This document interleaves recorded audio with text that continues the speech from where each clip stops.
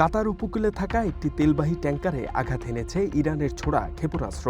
স্থানীয় সময় বুধবার সকালে এ হামলা হয় বলে জানায় কাতার ভিত্তিক সংবাদ মাধ্যম আল জাজিরা। কাতারের প্রতিরক্ষা মন্ত্রণালয় জানিয়েছে, ইরান থেকে সকালে 3টি ব্যালিস্টিক মিসাইল ছোড়া হয়। এর মধ্যে 2টি মিসাইল প্রতিহত করতে পারে সেনারা, কিন্তু একটি ক্ষেপণাস্ত্র তেলের ট্যাঙ্কারে আঘাত হানে। গণমাধ্যমের তথ্য মতে, সরকারি প্রতিষ্ঠান কাতার এনার্জির কাছে লিজ দেয়া ছিল হামলার শিকার ওই ট্যাঙ্কারটি। হামলার সময় এতে 21 জন ক্রু ছিলেন, যাদের সবাইকে উদ্ধার করা হয়েছে। তবে এ ঘটনায় কোনো হতাহতের খবর পাওয়া যায়নি। এদিকে দখলদার ইসরায়েলকে লক্ষ্য করে বুধবার ব্যালিস্টিক ক্লাস্টার মিসাইল ছুড়েছে ইরান, যা সরাসরি ইসরায়েলের মধ্যাঞ্চল ও বাণিজ্যিক রাজধানী তেল আবিবে আঘাত এনেছে।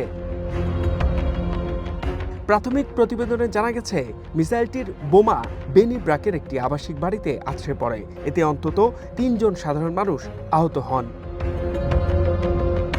স্থানীয় গণমাধ্যমের প্রতিবেদনে বলা হয়, মিসাইল ছোড়ার পর মধ্যাঞ্চলে বিকট বিস্ফোরণের শব্দও শোনা যায়। মিসাইলটি কয়েকটি স্থানে আঘাত হানে এবং বিস্ফোরণের ফলে অবকাঠামোগত ক্ষয়ক্ষতির সম্ভাবনা রয়েছে বলে ধারণা করছে কর্তৃপক্ষ। এই হামলার পর দ্রুত ঘটনাস্থলে পৌঁছে উদ্ধার কাজ শুরু করেন উদ্ধারকর্মীরা। তবে ক্ষয়ক্ষতির পূর্ণ পরিমাণ এখনো জানা যায়নি। নিরাপত্তা ও জনসাধারণের ক্ষতি এড়াতে সবাইকে সতর্ক থাকার পরামর্শ দিয়েছে স্থানীয় কর্তৃপক্ষ। H M Ataullah, one international desk.